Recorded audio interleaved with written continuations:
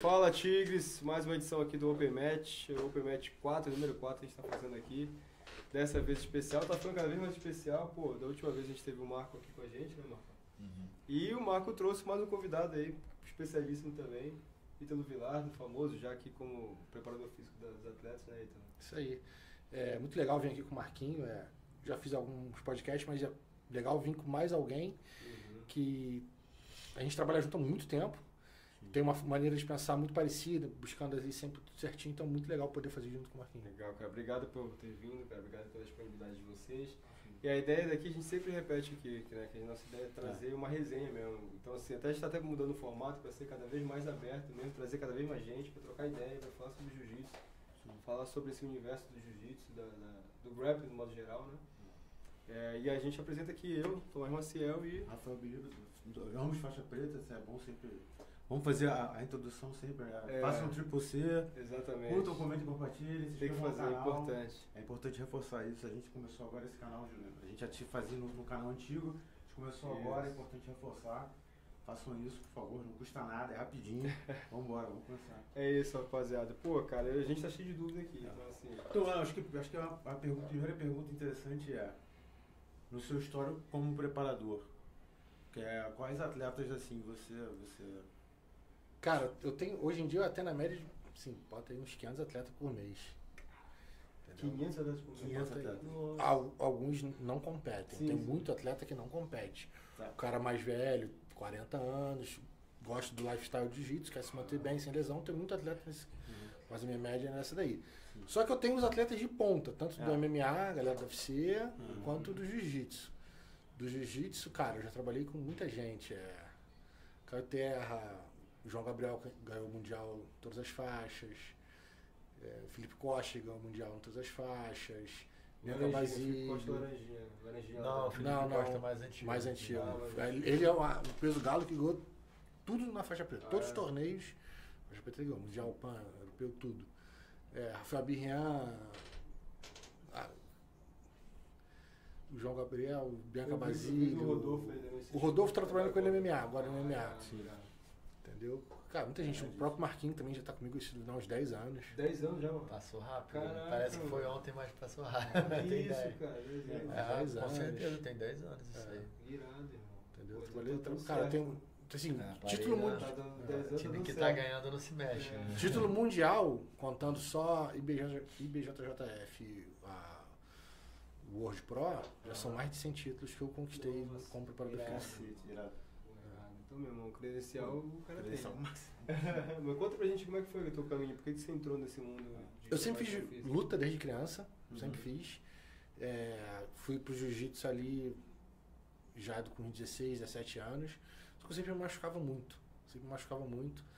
E aí eu fui vendo que o caminho competitivo era ser cada vez mais distante, tive uma lesão muito grave no joelho na faixa roxa.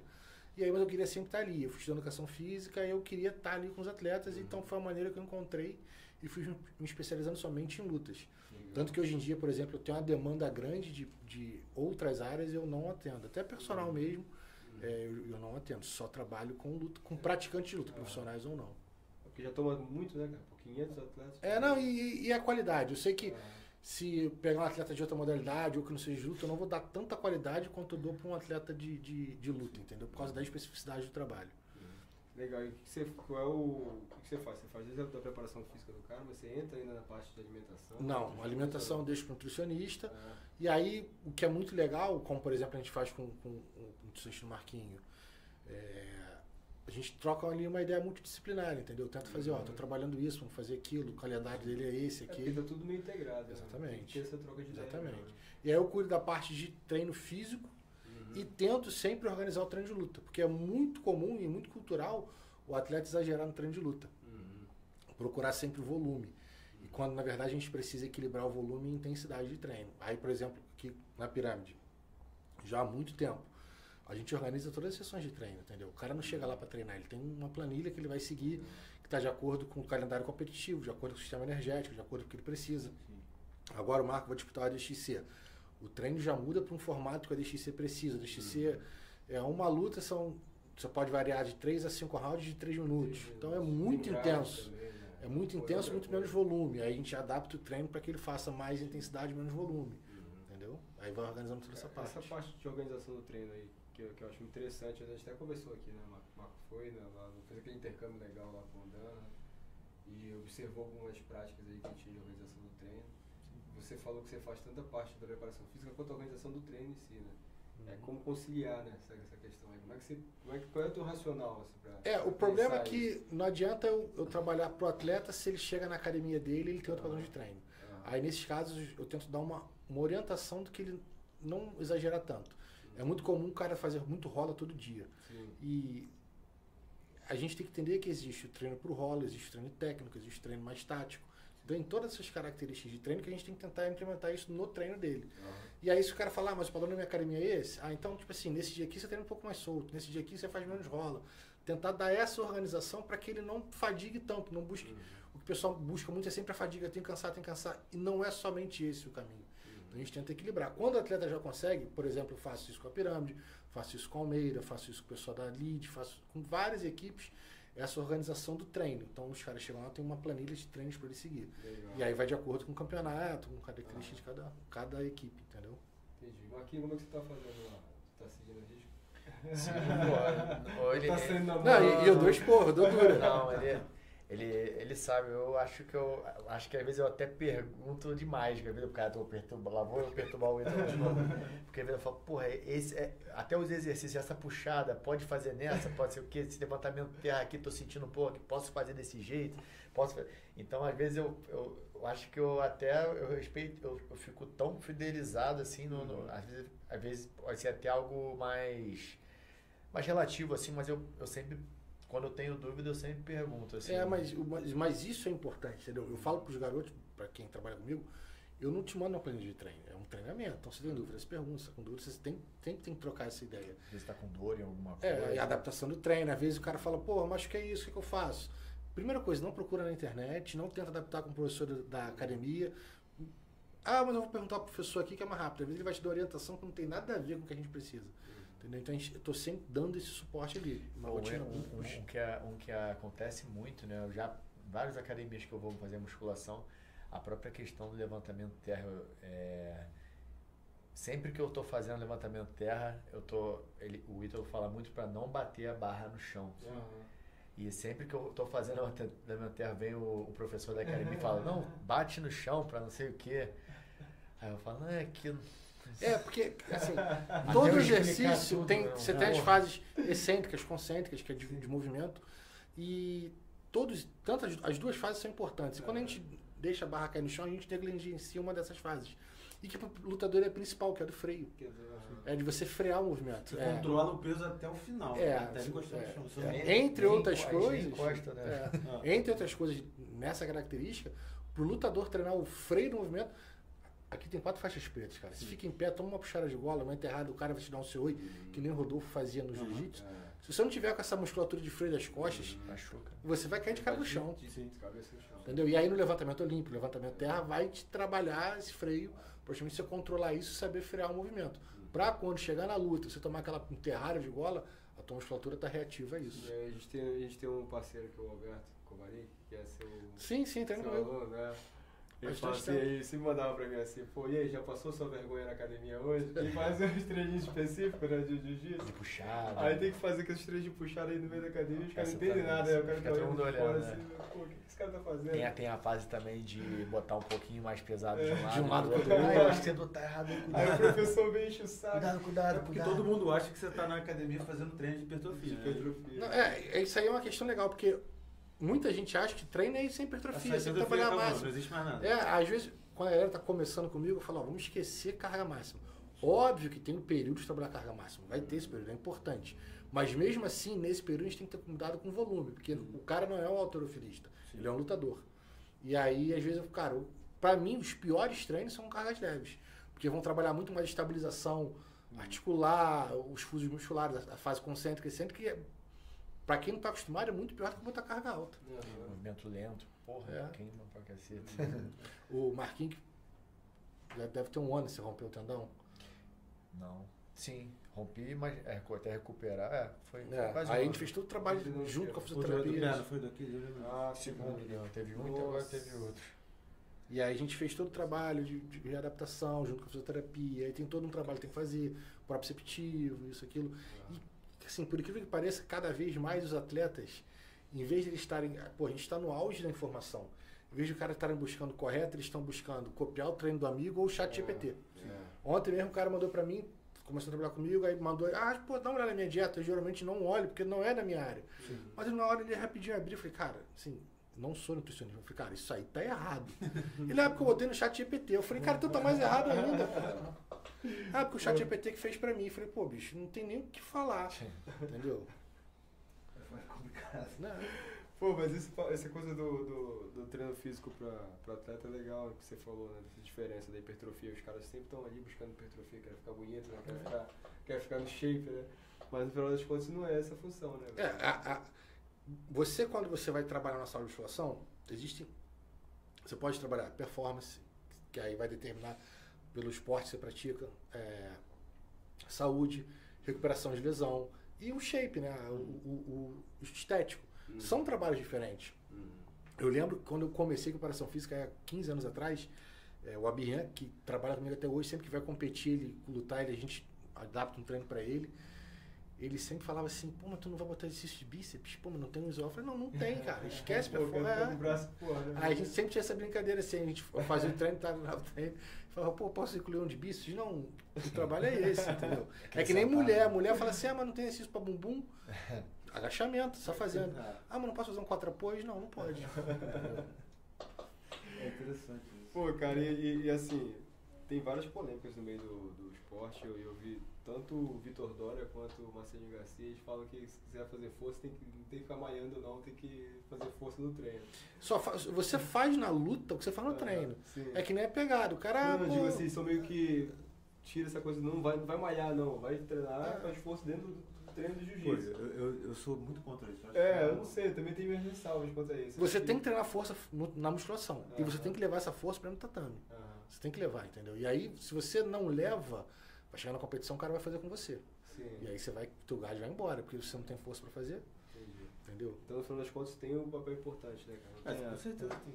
É. Só que, tipo, tem uma mística, o jiu-jitsu tem uma mística de que, tipo, só o treino de repetição, treinando na academia, sendo amassado 20 vezes por dia, só tinha essa mística no passado, né? Não vou fazer musculação, porque não sei o quê.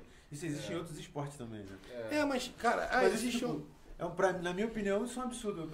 Assim, quem sou eu pra falar do Marcelinho Garcia? Né? Então, Assim, você pega porra. caras que são altamente fora da curva. O Marcelinho é um. Sim. Mas não quer dizer que deu certo pra ele, vai dar certo pra todo mundo. A minha argumentação é tipo, tá, beleza, o jiu-jitsu é maneiro pra caralho, mas não é tão especial assim, não é tão místico assim. Você é o Marcelinho Garcia? Todos os atletas. Não sou. Não, tô falando que um cara falar isso pra você, né? Quando o cara fala assim, não tem que malhar não, porque o Marcelinho Garcia, você é o Marcelinho Garcia. E todo cara que fala não tem que malhar, ele malha. Ele não direciona grande parte do treino dele na musculação. Mas ele faz o básico. E o básico tem que ser feito. Nem que seja pra uma prevenção de lesão. Acho que tem que ter um meio termo, assim, né? Porque quando você treina, às vezes o cara que... você não pode pensar que é 100% a força, porque o jiu-jitsu é sobre você saber pesar tudo mais, né?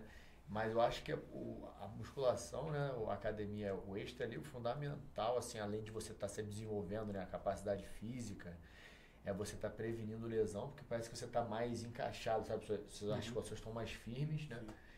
Mas, ao mesmo tempo, também, o cara não pode ficar achando que ele está pegando 300 quilos ali no supino e ele fazendo força, ele vai segurar o cara ali, que é técnico, né? Então, isso você não precisa treinar pensando em fazer força. Você treina normal, isso aí vai estar agregando inconscientemente no seu jogo, né? E sem contar que, até pela cultura, muita gente acha a preparação física, o cara vai me matar na sala de musculação. Não é isso, entendeu?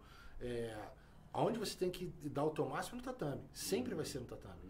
A musculação, a preparação física, ela é um complemento para que você melhore no tatame. Ao contrário, nunca é válido. E, cara, eu sei porque eu vejo muito preparador físico que acha que não. Eu vou matar o cara na sala de musculação. O cara machuca na musculação. E aí ele não tem contato. Aí fala, pô, eu não consigo treinar jiu-jitsu. Estourei o peito no supino. Exatamente. Pô, imagina.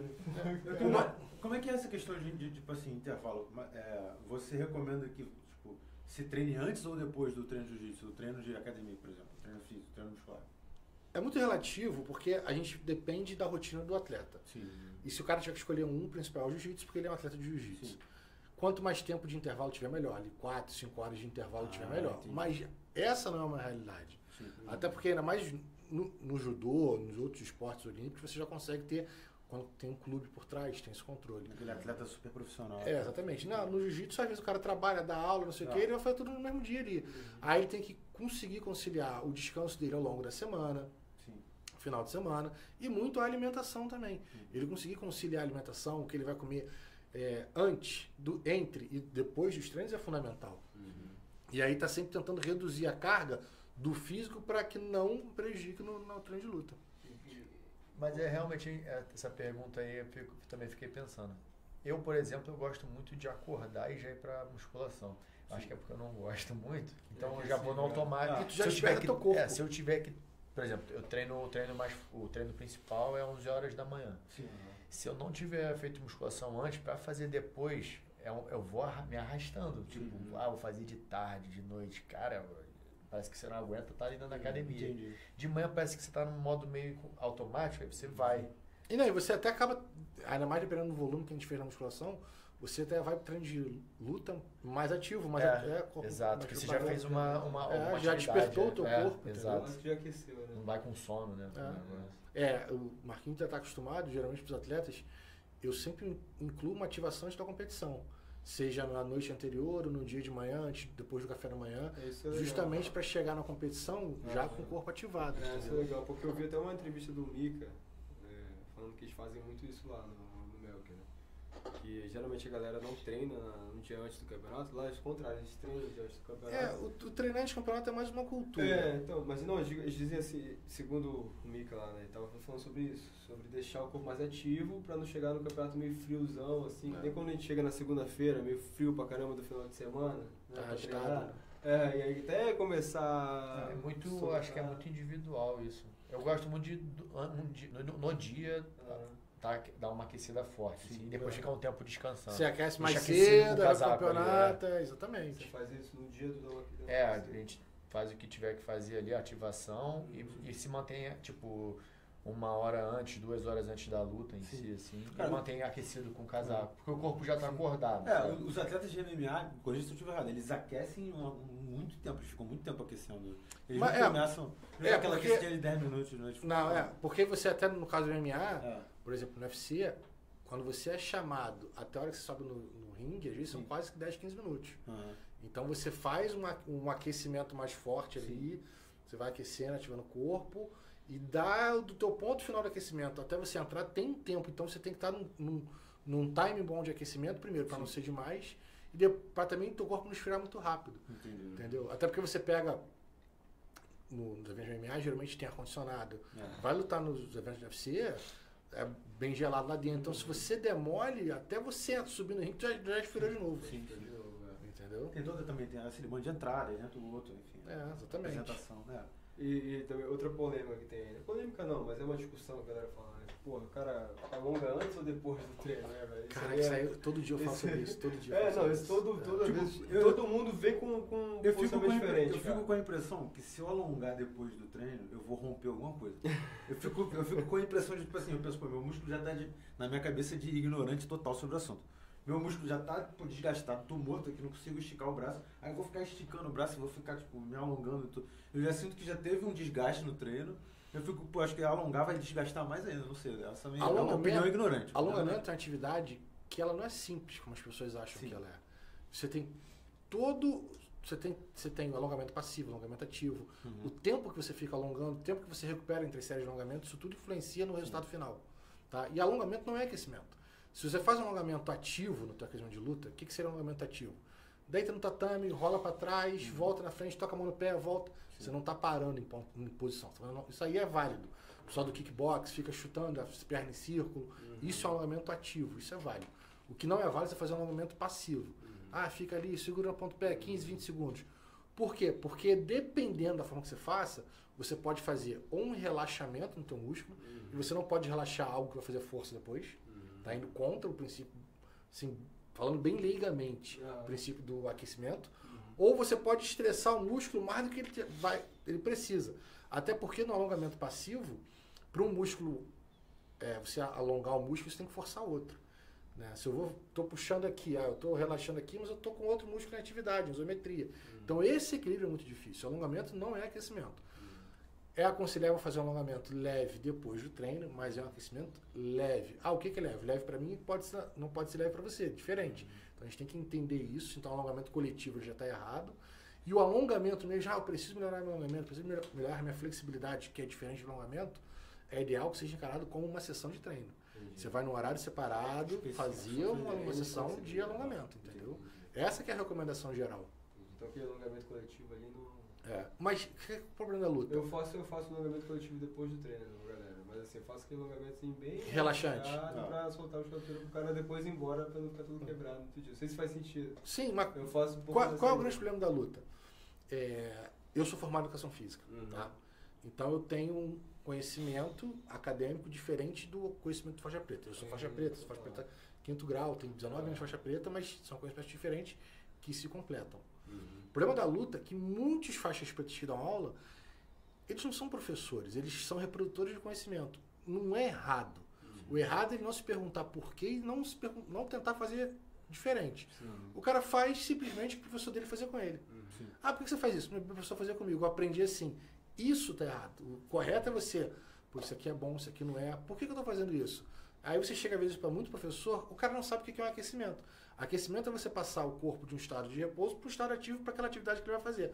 O aquecimento não é se cansar, o aquecimento não é relaxar. Entendeu? Quais são as etapas da aula? Progressão pedagógica. Isso um professor sabe. E aí você conseguir implementar isso e não simplesmente reproduzir conhecimento.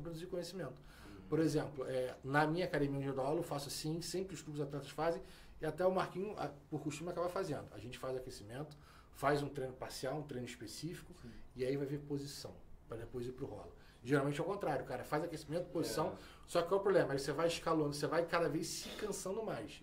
Quando você bota a posição no meio, você deixa o cara recuperar um pouco. Aí ele vai recuperar um pouco, vai descansar um pouco, e ele não vai perder o aquecimento dele. Porque ele fez uma atividade forte, fez um parcial. Não vai esfriar. Só que aí ele recupera um pouquinho o sistema energético, aí ele baixa um pouquinho a temperatura corporal, a oxigenação no sangue melhora, aí ele vai pro rola com mais intensidade. Porque ele não foi se desgastando, não foi progressivo, ele deu uma quebra. Entendeu? Então são conceitos e formas que você consegue melhorar um pouco a qualidade da tua aula. O que você acha daquele aquecimento tradicional do jiu-jitsu bem old school mesmo, que corre em volta do tatame, sobe o joelho na bunda? É bem old school. É só uma posição de conhecimento. Aí eu vou dizer, eu sou old school, você tem um jiu-jitsu nos 90, então eu ainda peguei isso. Só que a questão é, cadê a evolução? Você está fazendo isso por quê? Porque eu fazia assim quando eu era criança, 15 anos atrás. O ideal é que todo aquecimento ele tenha correlação direta com a atividade que você vai fazer. Tá? O corredor ele aquece correndo, o nadador aquece nadando.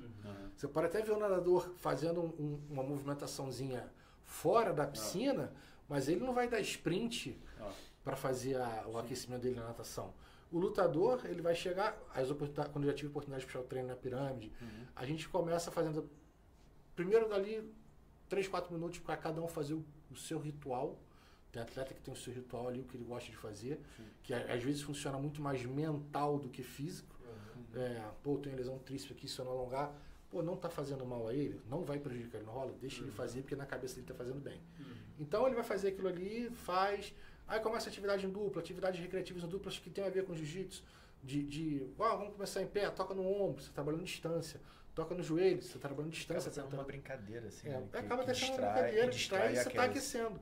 E a atividade em dupla deita, rola pra frente, rola pra trás, não sei o que, vai brincando aqui, você tá aquecendo, Consciente, né? Eu tava até pensando nisso, você vê que tem aqueles caras fazem tipo um basquete, assim, futebol. Sim, já vi muito fazer. Cara, uma vez, assim, bota aí uns 15 anos atrás, eu fui assistir um treino da Seleção Brasileira de Judô, que aí foi o presidente da confederação na época que puxou o treino. Vou puxar o treino hoje. Não era o treinador. Ele botou pique-pega pros adultos, tipo assim, um olhou pro cara do outro, assim. Cara, em 3 minutos depois tá todo mundo zoando, brincando, e tava aquecendo. Aí é correto fazer isso? Não é correto fazer isso, mas tá mostrando que você pode fazer também, você tá aquecendo. Entendeu? Você tá fazendo uma brincadeira ali, você tá descontraindo algo que às vezes tá um ambiente muito tenso. E às vezes até é uma forma de união do grupo, né? Tirando da parte de preparação física, né? A parte de grupo. Né? Porque às vezes quando tem muito casca grossa junto, assim, né? Fica um clima meio geral meio tenso. Né? Fomos o clima hostil. Eu já fui pra Abu Dhabi fazer camp 2 vezes. Uma vez que eu fui, a gente fez um camp meio que particular. Não era um camp de uma equipe. Aí tinha assim, só casca grossa de equipes diferentes. Caras até que iam lutar um contra o outro no campeonato. Eu falei, meu irmão, chance de dar merda, Altíssimo. né? Aí todo mundo já me conhecia e eu sempre me coloco, não sou professor de jiu-jitsu, não. Eu sou um faixa preta, preparador físico. Eu vou puxar o treino de vocês, eu não vou mostrar uma posição. Vou puxar o treino de luta. E aí eu quebrei o clima com brincadeira. Vamos descontrair isso aí. E aí tu vê que o ambiente vai melhorando, entendeu? E ainda mais nos outros esportes de luta, no wrestling é muito comum, no judô é muito comum, as equipes treinarem juntas. No jiu-jitsu ainda tem muito essa resistência. Verdade. Marquinhos recebe muita gente lá de muita equipe. Até agora no ADXC que teve no Rio, cara. Alguns atletas meus que iam lutar, eu falava, vai pra pirâmide, acabou. Todo mundo foi pra pirâmide. Diz que até os caras de kimono. Né?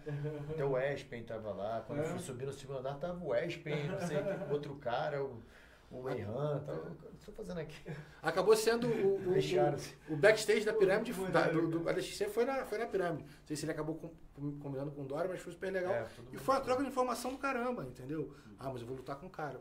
Meu irmão, você não vai dar o teu melhor no treino. Tinha caras da mesma, que iam lutar um com o outro, um lá em cima e outro aqui embaixo.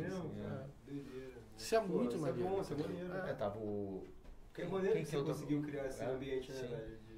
De receber a galera pra... Sim, a galera vai bastante, assim. Acho que é isso que ele falou, cara. O jiu-jitsu é tipo um bebê comparado ao judô e o wrestling, né? Então, exatamente. Ele ainda tá amadurecendo toda essa questão, né? De, cara de outra equipe não treinar com o outro, sem... né? Porque os caras têm que pensar que inevitavelmente vai lutar um com o outro. E se treinar um com o outro, não é que vai atrapalhar o outro, porque tá sendo... O equilíbrio é o mesmo, né? Você sabe o cara sabe de você, então... E não tem essa já, ele vai saber o que eu faço. Pô, hoje em dia tem YouTube, formação pra caramba. Você não vai treinar com o cara fazendo na final do Mundial ali, dando tudo, mostrando o que você vai fazer com ele. E ele não vai fazer com você, mas você vai trocar informação, você vai aprender coisa, entendeu? Eu vi até você falando aí na entrevista, Marcão. Você falou que não é guerra, o cara vai com esse papo de guerra. Na verdade é um jogo, né, cara? E é interessante essa visão aí. Tem gente que pensa de várias formas, né? Pelo menos assim, acho que é muito particular, mas pra mim, eu não gosto de pensar que eu vou literalmente brigar com alguém, porque eu acho que isso atrapalha muito o teu raciocínio ali de luta. Até porque você leva pro emocional, né? Eu acho que não posso esquentar minha cabeça com o cara, porque quanto mais você ficar aflito, assim, querendo resolver tudo na emoção, você acaba deixando de lado a parte racional, né? O que eu acho interessante, cara, como o Marquinhos falou, disso está engateando, e o MMA é mais novo ainda. Só que você já vê no MMA um pouquinho diferente, você vê muito no UFC... Você acaba que é a grande vitrine, porque é o maior evento. Você vê, os caras acabam de lutar, os caras se abraçam, trocam ideia, não sei o quê. Antes, rivalidade, manter a distância. E no jiu-jitsu, no submission, ainda não tem isso. O cara acaba de lutar, fica puto com o resultado, sai, não fala com o adversário. Mas no MMA já tem isso. É muito normal você ver os caras nocaute, finalização, mas acaba, se troca ideia, se abraça. Foto deles arrebentados, assim. Então, acho que isso é muito legal, entendeu? E com certeza agrega muito. Não, isso é legal mesmo, cara. E assim, eu fiquei pensando nisso que o Marco falou, sobre essa questão de ser um jogo, até pra tirar mesmo essa coisa dessa tensão, né? Essa pilha ruim que tu fica, né? De ficar, guerra, o sentimento ruim. Você entrar imagina você indo pra uma guerra de verdade. Que sentimento horrível. Ninguém quer ir pra guerra. Você não quer largar teu conforto, tua família, lá pra uma guerra, porra. Só traz sentimento ruim. Como é que você vai se inscreve, a maioria paga pra ir pra uma guerra? Que isso? O cara é doido, né? Não, acho que tem que se divertir, eu acho. Que claro que você tem que ter a mentalidade da vitória. Óbvio, campeão, né? Competitivo, né? Sim. Não que você, sei lá, acho que guerra, ninguém sabe muito bem o que fala quando fala sobre guerra. É uma coisa de novo old school, né? Aquele pensamento old school. Guerra é você, tipo assim... cara, coisa horrível, né? Antigamente, eu peguei muito essa época, você defendia a bandeira do teu time, cara. Guerra, era quase um pensamento de guerra mesmo. Você era a bandeira do teu time mesmo ali, era aquela coisa do time, da equipe. Hoje em dia já não é muito assim, faz parte ainda. As gerações são muito diferentes. Eu acho que você tem que apertar, você tem que dar dura, mas as gerações são muito diferentes, entendeu? Agora pergunta pros dois aí, como é que faz pro cara ficar lutando assim direto todo final de semana? Eu sempre falo. Tá querendo. Essa sequência aí que você fez aí. Porra, esse ano foi um mês de Natal, janeiro Natal, fevereiro São Paulo, março Buenos Aires e agora esse mês foram 2 lutas casadas. Então, de março E pra tem cá bola, ele tá né? direto, né? Todo final de semana praticamente. Não, ele tá fazendo uma por mês, mais ou menos. É, né? uma por Esse mês mês, que né? teve 2. É que foram lutas casadas também. É. Né? Mas teve o Ozzy Soap, foi um final de semana, uma semana antes, não foi? Foi mês, né? Janeiro Natal, fevereiro São Paulo Não, eu sei, e mas eu março digo assim, Buenos desde a Aires. DCC Open que toda semana você tá lutando, né?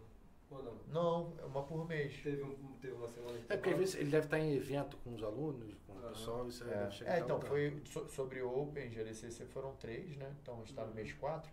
E esse mês 4 foram 2 lutas casadas, né? Então, Entendi. uma luta, né? É. Mas como é que isso A gente tem que ter isso, sempre né? um calendário competitivo. O atleta tem que ter um calendário competitivo. E ele tem que entender que o treinamento gira em torno daquele calendário competitivo. Eu não posso fazer um treinamento dele de acordo com uma competição por mês, porque ele nunca vai desenvolver. Claro que existem níveis de atleta. Eu estou lutando só o meu foco é o mundial, então a gente vai trabalhar para o mundial.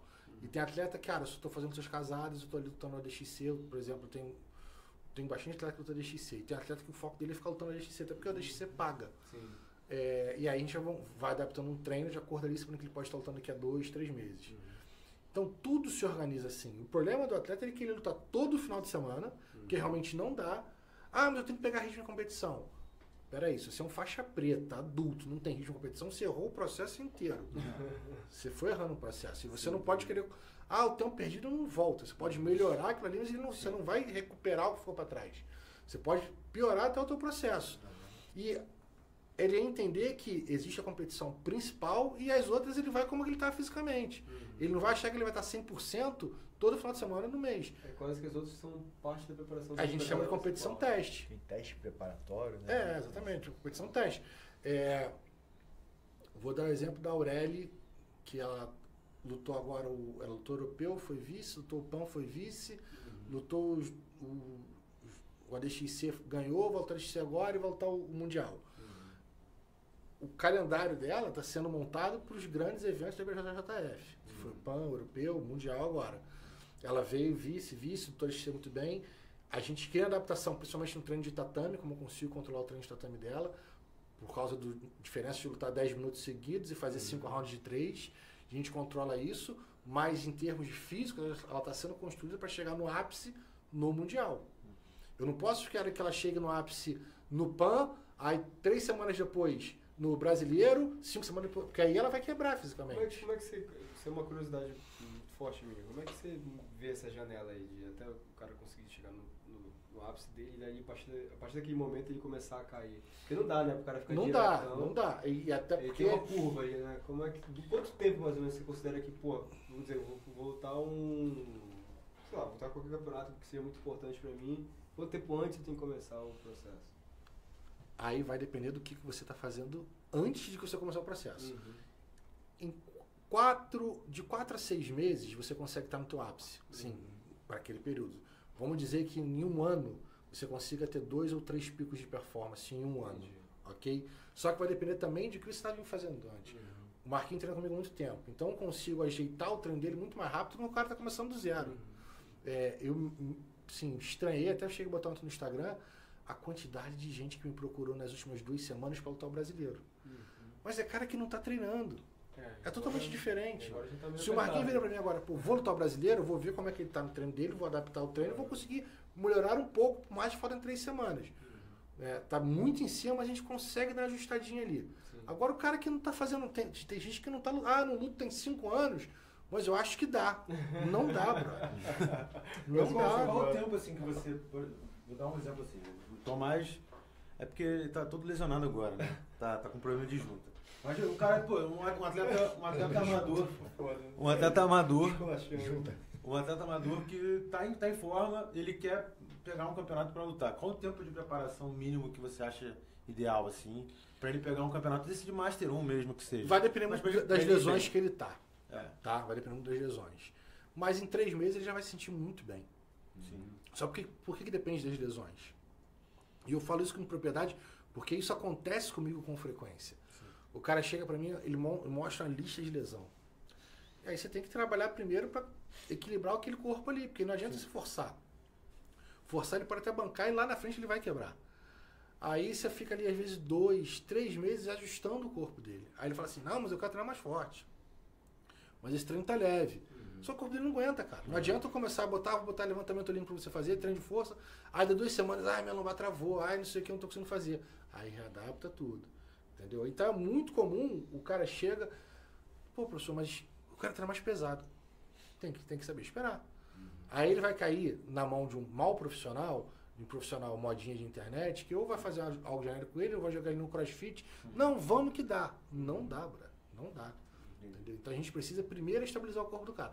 Porque quando você está com o teu corpo, com confiança no teu corpo, que você não vai se machucar, o teu treino de luta já melhora. Você vai treinar mais duro, você vai treinar mais. Entendeu? Não pode ter o cara que treina, eu só consigo treinar 2 vezes na semana, porque se eu treinar 3 eu me machuco. Como é que você vai lutar um campeonato? Entendeu? O cara chega pra mim e fala, então eu não consigo fazer levantamento terra. Então vocês vão parar o jiu-jitsu. Não, mas jiu-jitsu... Não, você não está fazendo jiu-jitsu. Você não está fazendo da forma que tem que fazer. O mais seguro que existe é o treino físico. O treino físico é o mais seguro do mundo. Você não está fazendo um exercício com alguém te empurrando, alguém puxando teu braço, você não está. O jiu-jitsu ele é mais perigoso. Então o cara se machuca, ele só para se ele quiser.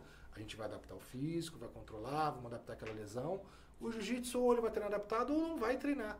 Entendeu? E esse é realmente difícil você controlar o atleta de jiu-jitsu, né? Porque não é de clube, não tem muita... Acaba não sendo muito responsável. Os caras não são muito responsáveis, né? Tu fala, segura essa semana que seu joelho tá quase estourando. Aí o cara, tá bom. Aí o cara vai e continua treinando. Aí fala que não vai... não consigo, vou fazer agachamento não, pra machucar meu joelho. Não vai. Treina, no mesmo dia tá treinando. Cara, não tem jeito. Né? Eu lembro que você lesionou, eu lembro do vídeo de você lesionando o tendão aqui de Aquiles. Eu lembro que eu vi e falei, isso deve ter doído pra cacete. Eu imaginei. A pedrada, né? Eu senti no meu aqui. Aí eu pensei, como é que foi a tua volta? Tipo assim, como é que foi teu problema?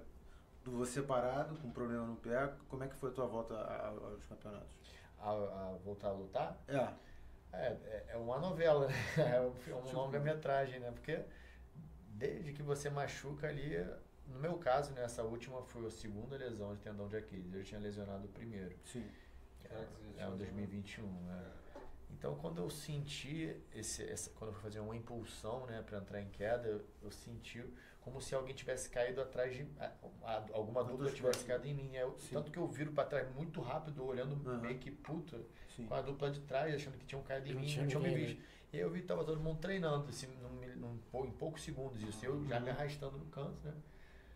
Então ali eu já tinha percebido que eu tinha lesionado, fui passar a mão ali, já vi que não tinha nenhum tendão ali mais. E aí comecei, e aí eu já bateu todo aquele passado, vou ter que passar por tudo de novo, né? Então, acho que o começo é a pior, a pior parte é essa, é quando você percebe que deu um problema grave ali.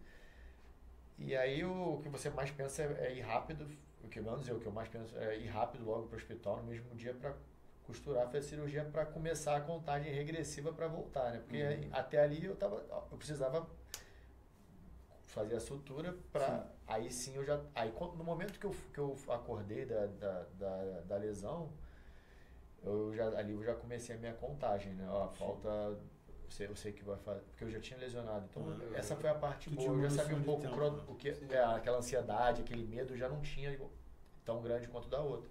Então, eu estava mais pensando, daqui a 5 meses eu acho que eu consigo voltar.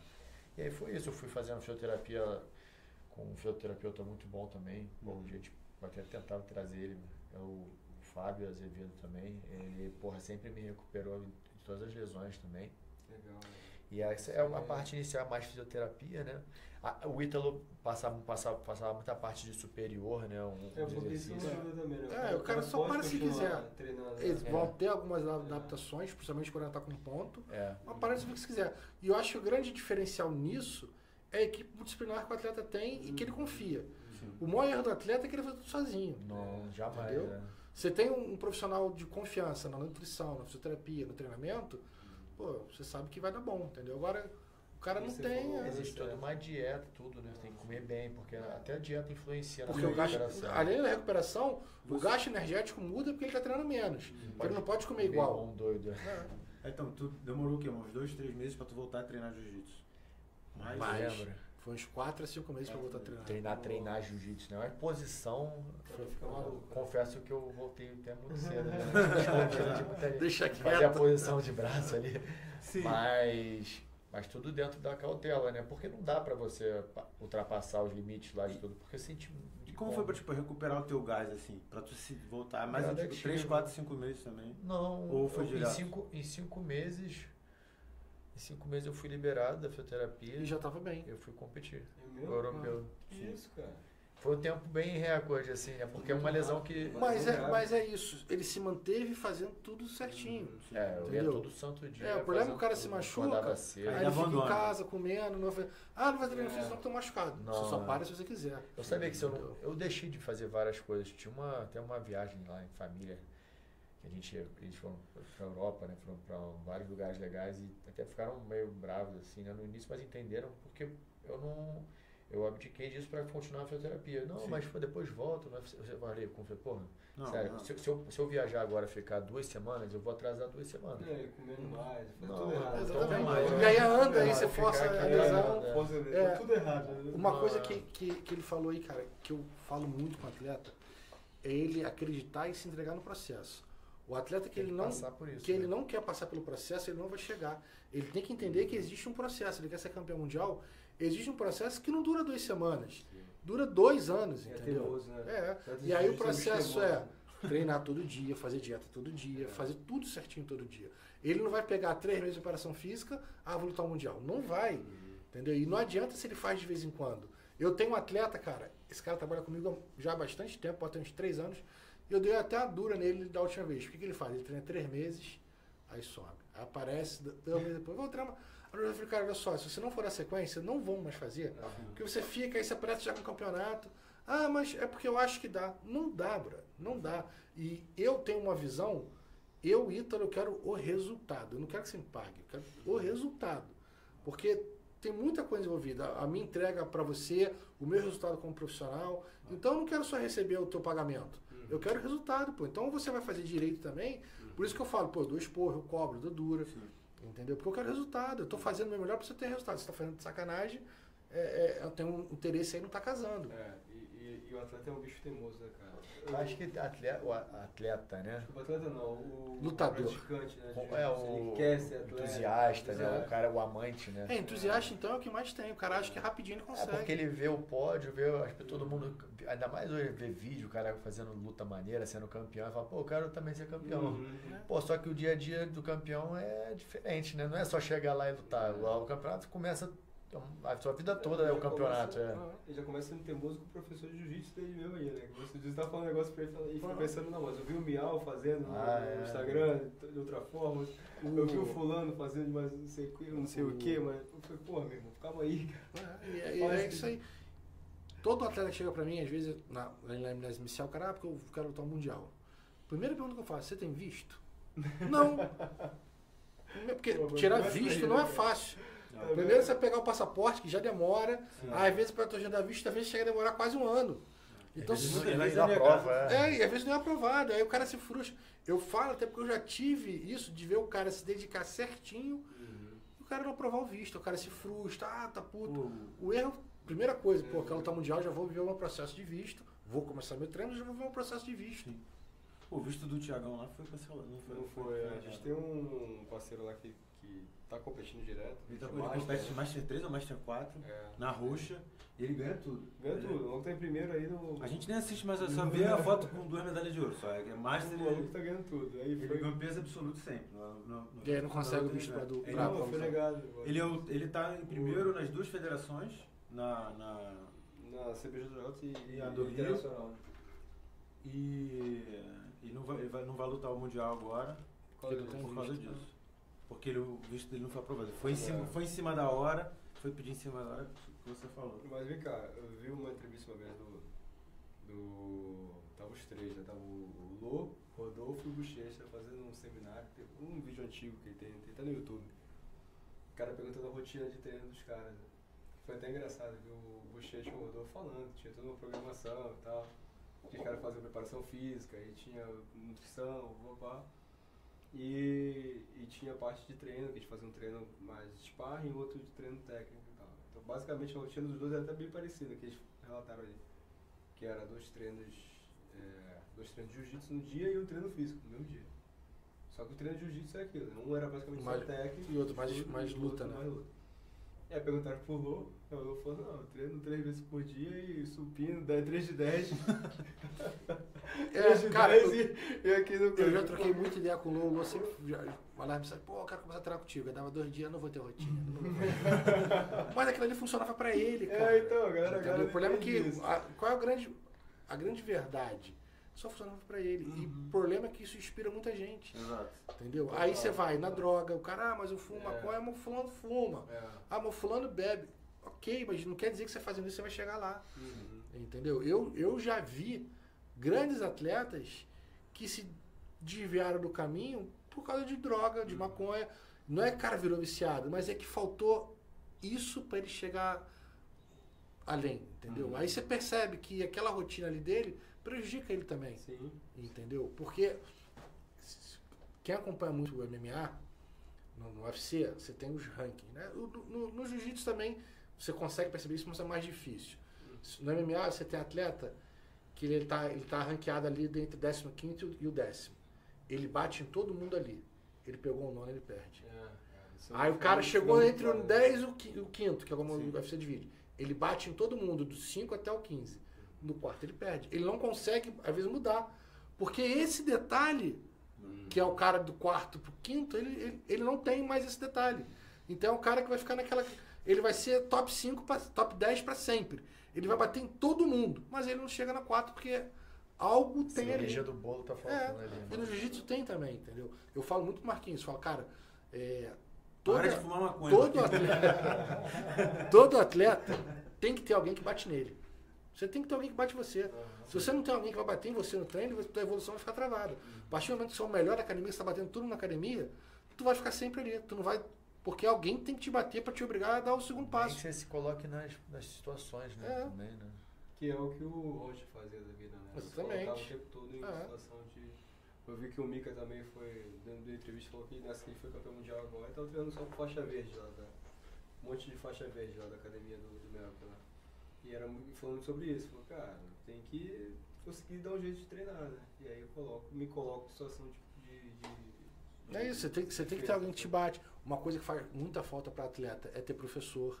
Porque quando o atleta ele passa o ponto de ser aluno para ser professor, ainda mais quando ele é gestor de academia, é muito diferente, a cobrança é diferente, ele não tem ninguém que cobre dele, entendeu? Eu acho até que com o Marquinhos eu acabo fazendo muito esse papel ali de ser o cara que cobra dele, porque ele é o gestor da equipe, ele é o dono da equipe, ele é o professor, é o treinador, tudo dele mesmo também.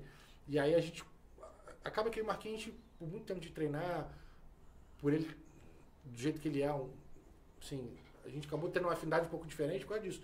A gente cobra, conversa, pô, o que você acha de fazer isso? Até para os alunos mesmo.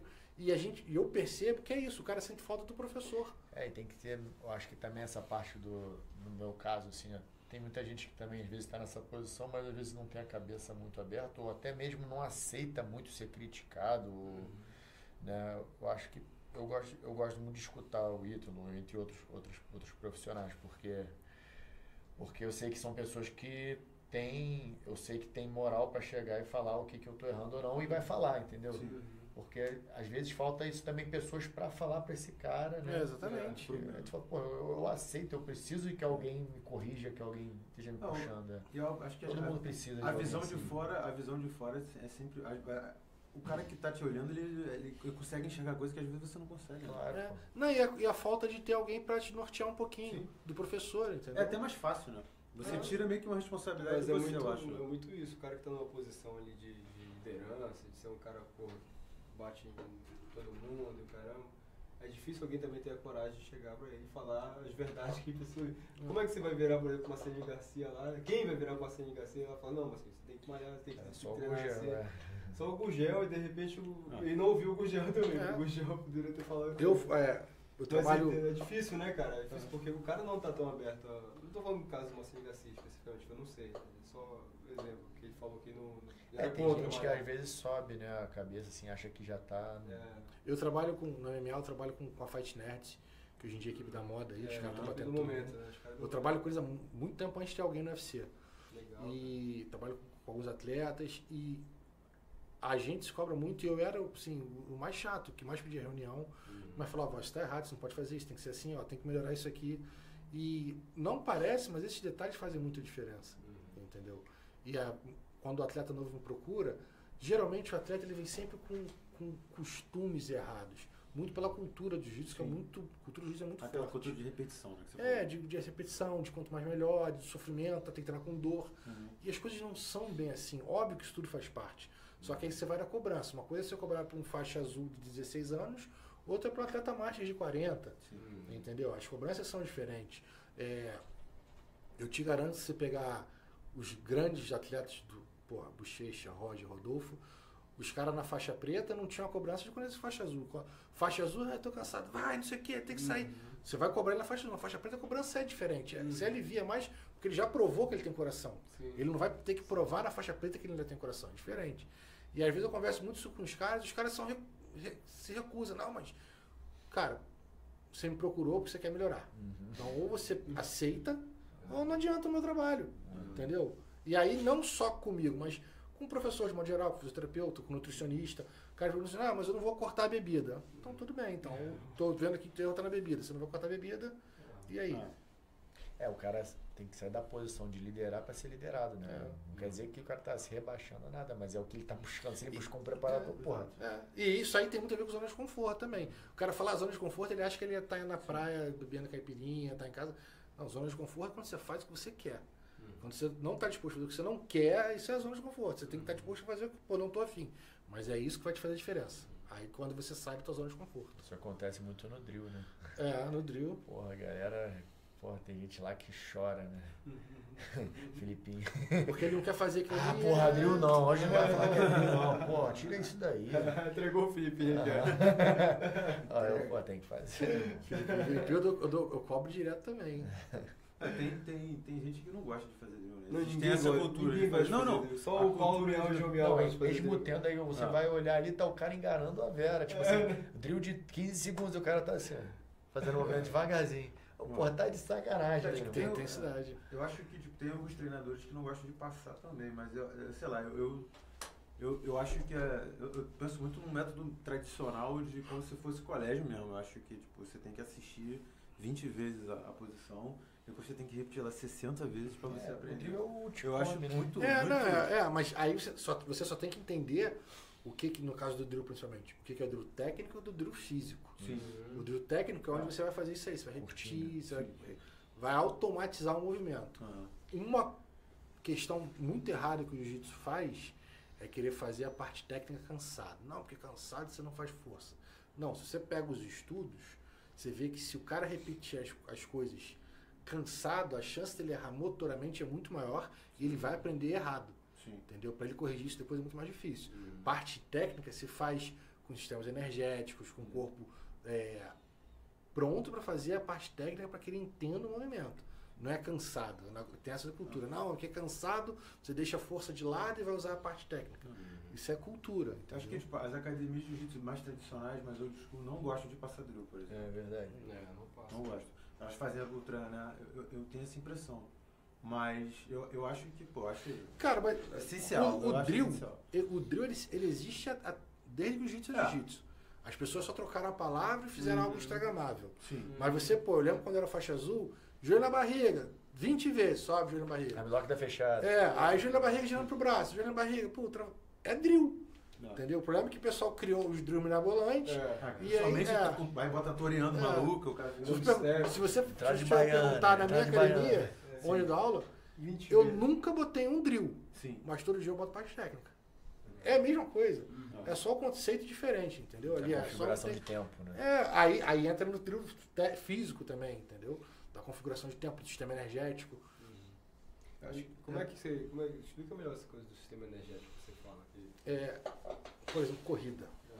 Em nenhum lugar do mundo está escrito que corrida é aeróbico. Corrida não é aeróbico, corrida é um movimento. É a forma mais fácil de se trabalhar aeróbico é você fazer uma corrida, porque ela é mais fácil de configurar e de você ter controle. Sim. Mas ela não é aeróbico. Se eu fizer uma corrida de 40 minutos, eu fiz um aeróbico. Se eu fizer um tiro de 10 segundos, eu fiz a corrida, mas ele não foi aeróbico, por causa dos sistemas de energia são diferentes. Tá? Então, o que é um treino de sistema energético? Onde o teu corpo tem alguns sistemas energéticos que vão ter relação com a duração daquela atividade e com a intensidade daquela atividade. Tá? Por exemplo, usando aqui a corrida, o tiro de 10 segundos. Ele vai usar um sistema energético e aí, dependendo do intervalo que você dê entre um tiro e outro, pode trabalhar potência, pode trabalhar resistência, vai depender do tempo que você fez a ação, do tempo que você fez a recuperação. Tá? Para eu trabalhar potência, que o pessoal mais gosta de falar, velocidade, eu tenho que trabalhar ali no máximo, estourando 15 segundos, o correto seria dizer 14. Tá? E eu tenho que ter recuperação pelo menos 3 vezes maior. Então, para ficar redondo, seriam 15 por 45. Se eu faço uma atividade, seja ela qual for, uma corrida, um tiro na piscina de natação ou um drill de jiu-jitsu, de 15 segundos e recupero por 45 segundos, eu estou trabalhando a minha velocidade no movimento, minha potência. Por isso que é um drill físico. Ele não vai ter um caráter técnico, entendeu? É um tiro curto. Então, isso é você trabalhar no sistema energético. De 40 segundos de movimento por uma recuperação. Os números já foram meio que medidos, eles chegaram a ser. Exatamente. Já existe essa configuração fisiológica, da fisiologia ali. Se eu faço um tiro de 40 segundos de movimento por uma recuperação de 20 segundos, ou seja, eu descansei metade do que eu treinei, a característica fisiológica já muda totalmente. Eu não vou ter implemento de velocidade. Eu vou trabalhar uma outra valência física. E você controlar todas essas valências físicas é fundamental para você obter rendimento. Aí, aonde que é mais fácil de entender de novo? Corredor de rua. O cara que corre de rua, maratona de rua, essas provas de rua, você vê que ele nunca faz o mesmo treino. Um dia ele treina 15 km na velocidade X. No outro dia ele faz um tiro de 10. No outro dia ele corre 18 mais devagar. No outro dia ele corre 20 alternando 1 km forte e 1 km devagar. Ele faz essas alternâncias. O próprio maratonista que corre 42 km. Não existe treino de 42 km. Ele treina ali no máximo 21, 25, alternando as intensidades e o resultado total desse treino vai fazer com que ele corra bem os 42. No jiu-jitsu a gente faz tudo ao contrário. No jiu-jitsu você vai treinar maratona todo dia para competir nos 100 metros rasos. Todo dia tu quer fazer 10 rola, sem intervalo. Aí chega na competição, você luta 10 minutos, descansa 10 minutos. E aí você cansa. Por quê? Porque você treinou totalmente diferente do que você está fazendo. Você fez volume e não fez intensidade. Por isso que, meu treino de competição. Como é que é o treino de competição? 3 horas de drill, aí troca de não sei o quê, e aí 5 rolas direto. Esquece, isso não é treino de competição, isso é um treino muito duro. O que é um treino de competição? Primeira coisa, chegou, você vai aquecer de preferência sozinho, porque é como você vai fazer uma competição. Segundo, você é faixa preta, luta 10 minutos, não é adulto. Você vai treinar 10 minutos, você vai descansar pelo menos 5 minutos. O teu corpo esfriar, se aquecer de novo, porque você tem que simular o que acontece na competição. O treino de competição, ele é simulação do que acontece na competição. Nos esportes olímpicos, judô, wrestling, eu sei que eu já convivi com o pessoal, eles chamam de top de competência. Vamos fazer top de competência. Que nada mais é do que reproduzir o ambiente da competição no treino. Entendeu? Claro que eu posso implementar uma troca de sparring no meio, para aumentar mais ainda a intensidade, ainda mais quando o atleta é muito duro, não tem ninguém que bata nele. Então, faixa preta, adulto, 10 minutos. Eu vou trocar o sparring a cada 3. Que aí pra manter Vou puxando a intensidade. Né? Mas aí eu tenho que... Acabou os 10 minutos, senta, descansa, recupera, que nem vai ser na competição. Ressuscita. Porra, a gente tava iniciando desse de 3 minutos, né? Que aí fica do ADXC, porra, ele botou eu trouxe 2 lá pra cima, né? Aí esses 2 ficavam revezando, tipo um rato podre em mim. Porra, só que era assim, eu fazia 3 minutos, só que dentro desses 3 minutos, 1,5 era um e meio era outro. Entendi. Meu irmão, tinha tempo que eu não achava que eu ia vomitar no treino. Mas eu só fiz 3 rounds de 3, mano. Porque aumentou a intensidade. Né? E os caras entrando no meio, né? Na metade. E aí, é muito difícil o cara aceitar que ele não consegue fazer aos 28 anos, que ele fazer aos 18. Eu não vou nem dizer 30, 32. É difícil o cara aceitar, entendeu? E aí o cara fala, mas quando eu tinha 16 anos, eu dava 30 rola no dia. Você tinha 16 anos, cara. Exatamente. Totalmente diferente, entendeu? Não, eu passei por isso agora total, assim, tipo, eu comecei a sentir já alguns sinais do meu corpo, né? Não. que eu lesionei o ombro e tal, não sei o quê. Não, mas você faz um negócio que ele vai adorar, eu vou até compartilhar com ele. Começa com Você vai adorar.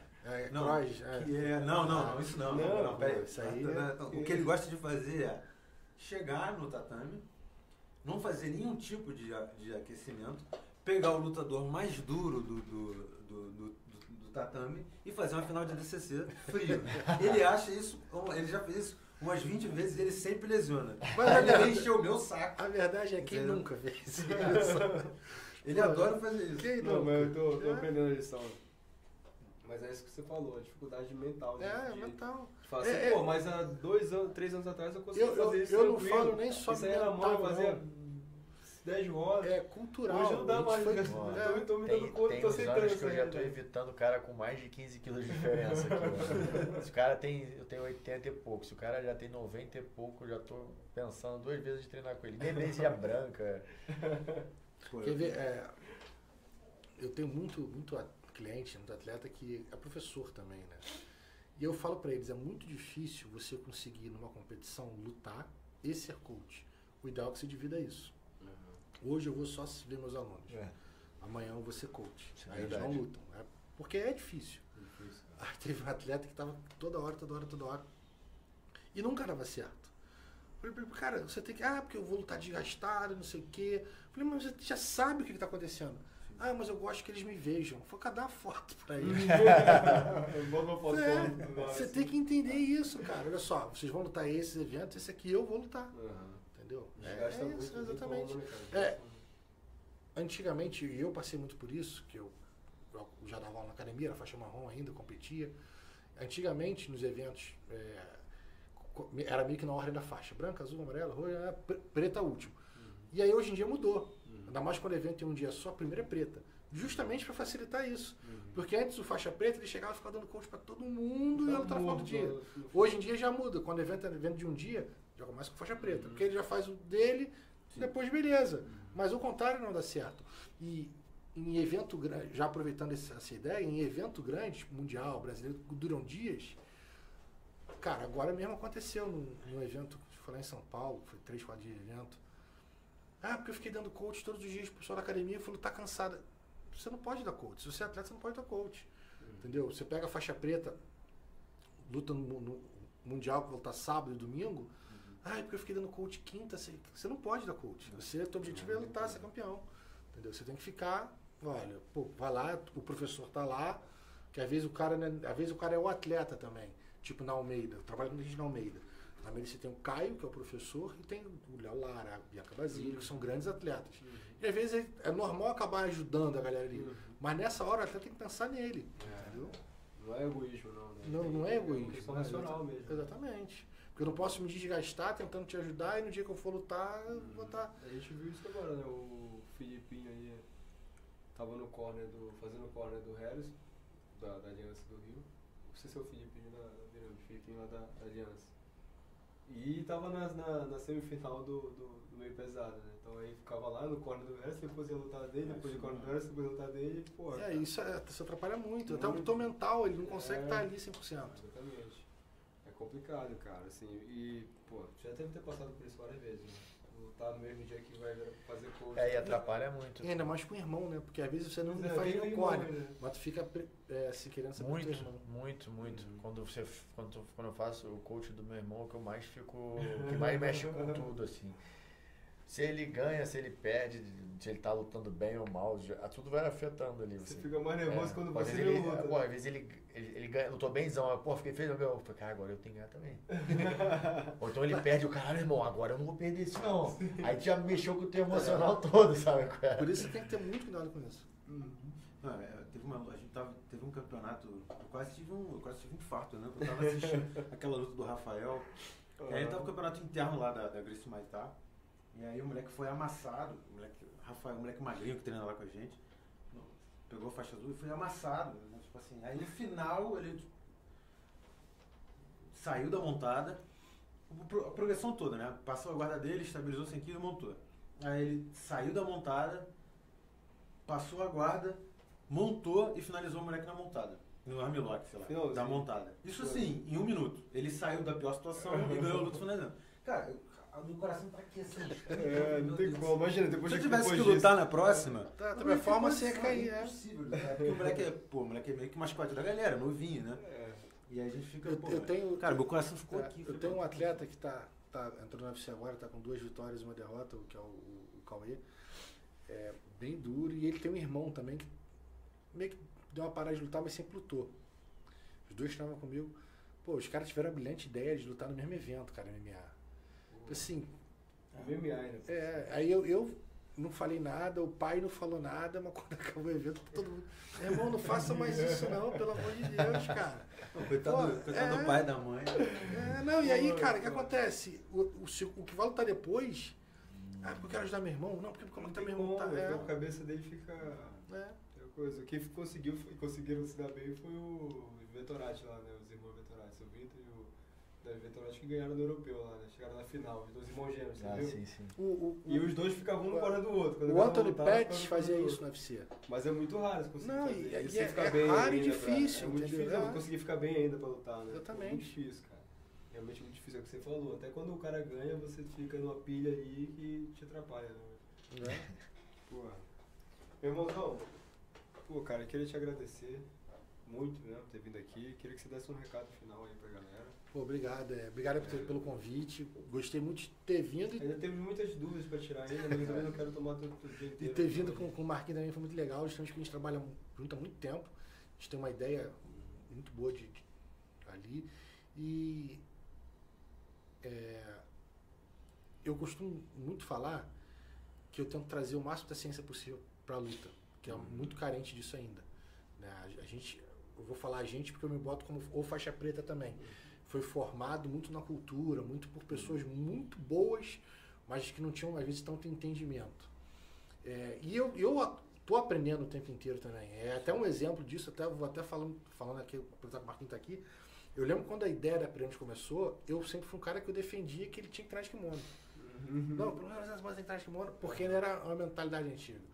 E hoje em dia, eu sou o primeiro cara a falar para os atletas que ou é sem ou é com. Você não mistura mais. Porque chegou num nível que não dá para misturar mais. Você não vai competir, mas eu faço 2 dias na semana com, 2 dias na semana sem. Então você 2 dias faz um esporte, 2 dias você faz outro. Mas eles não se completam mais. O nível de excelência está muito alto. Exigência. Né? Exigência, isso aí. Então você não pode competir... tá focado em competir o Mundial agora, que vai daqui a um mês, fazendo 2 vezes na semana sem kimono. Não vai te ajudar. Entendeu? Então isso acho que... Estou falando isso para mostrar que a gente está aprendendo, está evoluindo, porque o esporte está evoluindo. O esporte te exige muito isso, né?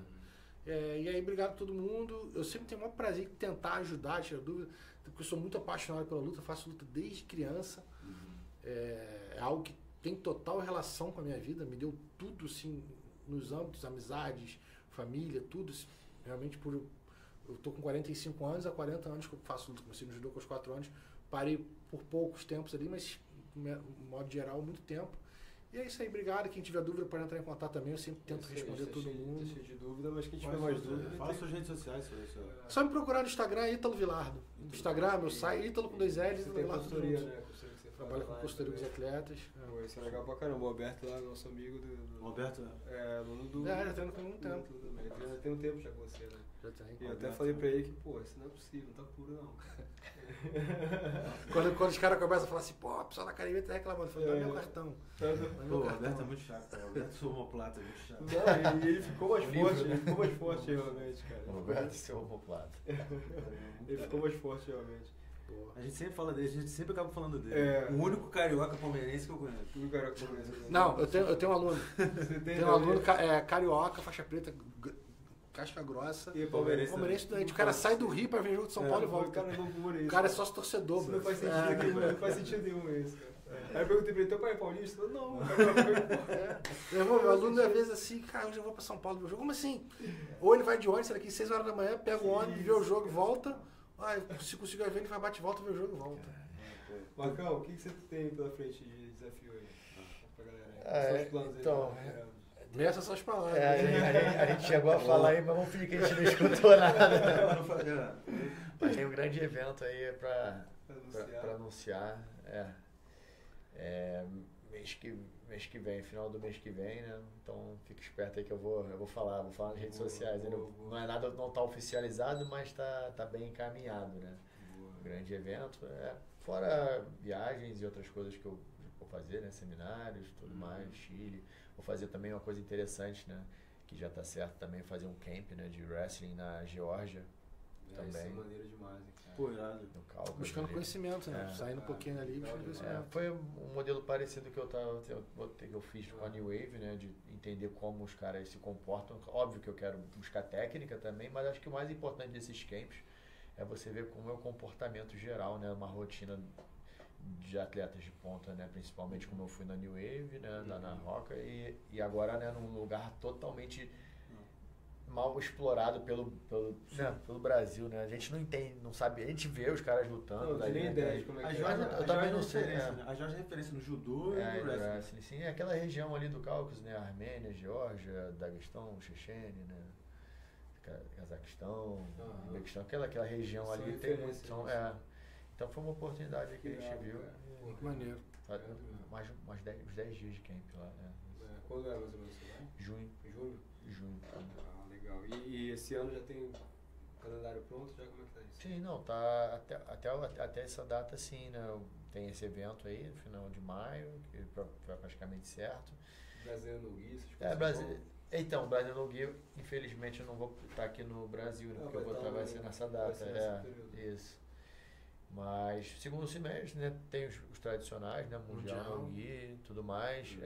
Surgiu, né, um Mundial um Grand Prix, né, Mundial da JP em julho. Vai ter um... Interessante, né? Interessante pra caramba. Uma regra nova, sem valer ponto. Né?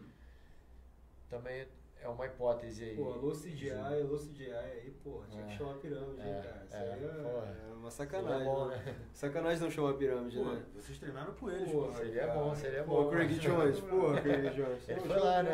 Foi lá, cara, essa moral aí, pô. Tá maior resenha no Rio. Foi mais um que né? apareceu lá na pirâmide. Mais Do um. nada. Mas que é maneiro isso, cara, na pirâmide. Eu trabalho com muita gente, né? O pessoal sempre fala, pô, professor, um dia eu quero ir lá na pirâmide. O próprio Caio Borralo também, muito bem no UFC.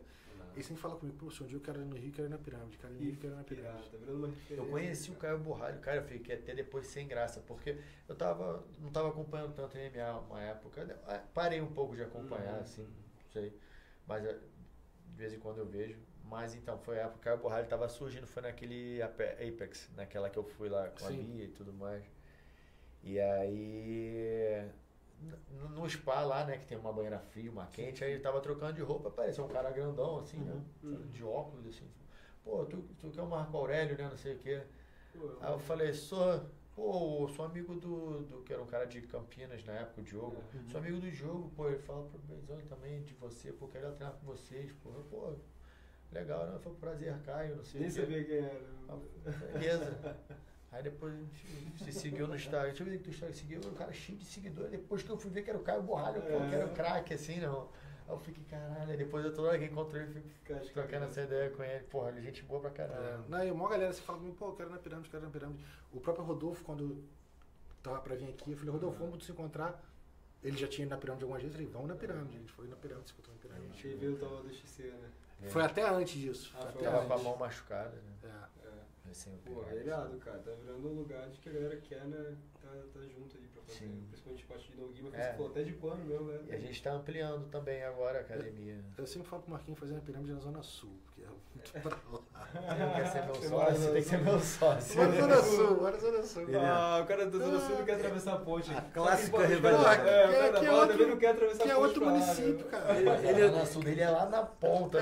Pô, moro lá na Glória. O cara tá do lado do Rio, cara. É mais fácil eu ir pra região dos lados. Ele é de Belém, ele não entende a rivalidade barra Zona Sul. Tá? Ele não entende essa Não, mas eu percebi que os né? caras não querem atravessar a ponte, cara. Não. Cara, pô, obrigado mais uma vez. Obrigadão mesmo pela vinda, velho. Papo pra caramba. A nossa intenção aqui, como a gente falou, sempre é isso. Trazer resenha de qualidade, com uma galera de qualidade aqui pra trocar ideia sobre jiu-jitsu. E, pô, felizão de vocês terem vindo. Obrigadão. É isso, rapaziada. Obrigado. Valeu.